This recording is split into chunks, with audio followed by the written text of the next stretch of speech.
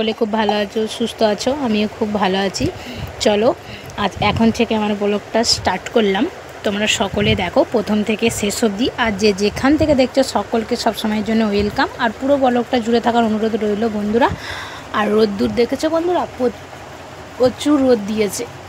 আর আমি মা মেয়ে দুজনে ভাত খেতে বসে পড়েছি, বেগুন ভাজা আর এটা হচ্ছে একটা চচ্চড়ি হয়েছে, ওই ভেন্ডি টেন্ডি দিয়ে একটা চচ্চড়ি, আর ডাল বসিয়েছি, টকের ডাল।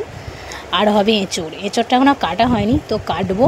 এক মুঠো ভাত খেয়ে নিলাম দুজনেই, রাত থেকে খাওয়া নেই, তো শরীরটা ভালো লাগছে না জানো তো, ওই জন্য খাওয়া নেই, খেয়ে নিচ্ছি। আর ওকেও খাইয়ে দিচ্ছি, অনুষ্কাকেও। চলো প্রায় 10:30 বলা ভুল, 11টা প্রায় বাজতে যাচ্ছে ঘড়ির কাটাই। চলো তো আমরা খেয়ে নিই, তারপর আসছি। এই দেখো এখানে আম ডাল হচ্ছে, আম কাটা আছে, আর ডালটা সেদ্ধ হলে তারপর আমটা দেবো। আর এত রোদ দেখো বন্ধুরা, প্রচণ্ড রোদ দিয়েছে, দেখছো।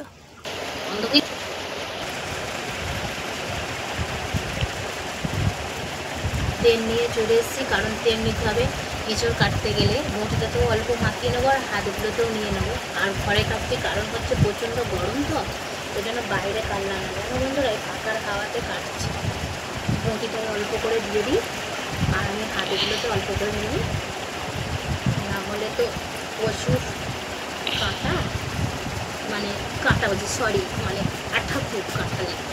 এখানে কিছু একটা পাদলে হতো, আঠা করে ভর্তি হয়ে যাবে।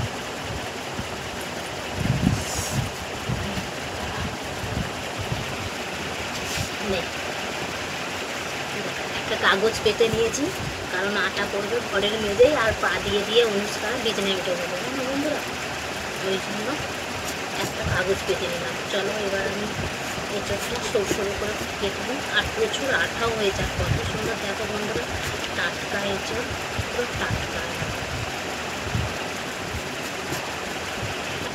বেশি করে না ফেললে না তরকারিটা কালো হয়ে যায় জানো বন্ধুরা। আর ভালো করে পরিষ্কার করে হচ্ছে কাটতে হবে। হাতে তেল নিয়েছি, তাও শুধু এত কী বলবো আটা, ওই জন্য আমি আর একবার তেলটা ডুবিয়ে নিলাম। এটা এমনি করে ছোটো ছোটো পিস করে কেটে নিলাম এঁচড়টা। এটা একটু বেশি করে না কাটলে না কষা লাগবে, আর হচ্ছে তরকারিটা কালো হবে জানো, বেশি করে কেটে দিচ্ছি। আর বেশি করে তেল দিয়ে দিয়েছি হাতগুলোতেও, আর আঠাগুলো লাগাবে। এঁচড় তো আমার ভালোই লাগে বন্ধুরা, পুরো মাংসর মতো। বলো কার কার এঁচড় ভালো লাগে আমার কমেন্ট করে জানাবে। আর ভিডিওটা কেমন লাগলো, এঁচড় কাটা হয়েছে কি না, এরকম কাটে নাকি আমি তো জানি না, তো তোমরা বলে এরকম কাটে। তাই মাই কেটে দেয়, মা ও বাড়িতে আসতে দেবো, আমি ওগুলো কেটে নিচ্ছি। আর আজকে রান্না করতে বন্ধুরা দেরি হয়ে গেলো জানো, আমাদের সকাল সকাল রান্না হয়ে যায়। তো রোদের তাপ, গরম প্রচুর, আর গরম মাছ না করতে করতেই বেলাও বেড়েছে আর তাপও বেড়েছে জানো বন্ধুরা।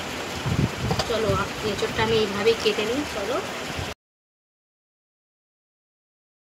এই দেখো বন্ধুরা আমার কাটা, এই যে এঁচড়, আর হলুদ লবণ দিয়ে এটা রেখে দিয়েছি, কারণ কষটা বেরোবার জন্যে। আর কড়াতে চলো সেদ্ধ করতে আমি দিয়ে দেবো।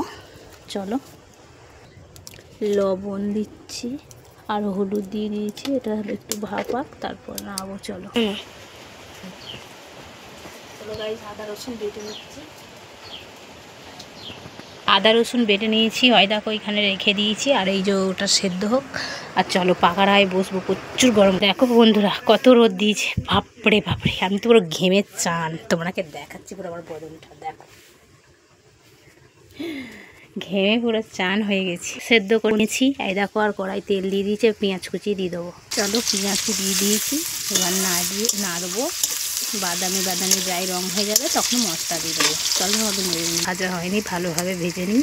পেঁয়াজ বন্ধুরা ভালো রকম ভাজা হয়ে গেছে ভালো রকম। এবার আমি আদা রসুন বাটাটা দিয়ে দেবো। চলো এটা নেড়ে গুঁড়ো লঙ্কা গুঁড়ো দিয়ে দিয়েছি।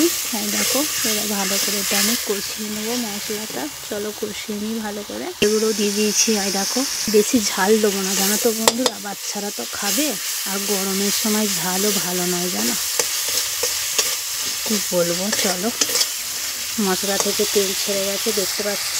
আর দেখো সেদ্ধ করা নিয়েছি। এবার ভালো করে আবার ভালো রকম কষিয়ে নেবো, তারপরে জল দেবো। চলো কষিয়ে নিই। হয়ে গেছে, এবার জল ঢেলে দেবো। চলো চলো জল ঢেলে দিই। চলো দিয়ে আমি গরম মশলা দিয়ে দিলাম। এই দেখো, চলো গরম মশলাটা দিয়ে খানিকক্ষণ একটু নেড়ে নেবো। দিয়ে কড়াতেই থাকবে, একটু চাপা দেওয়া থাক। চলো,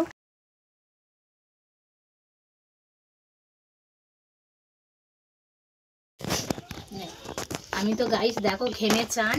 চলো আমার তরকারি রেডি হয়ে গেছে। এই পর্যন্তই ভিডিও। সকলে ভালো থেকো, সুস্থ থেকো। নেক্সট ভিডিও দেখা হচ্ছে। সকলকে টাটা।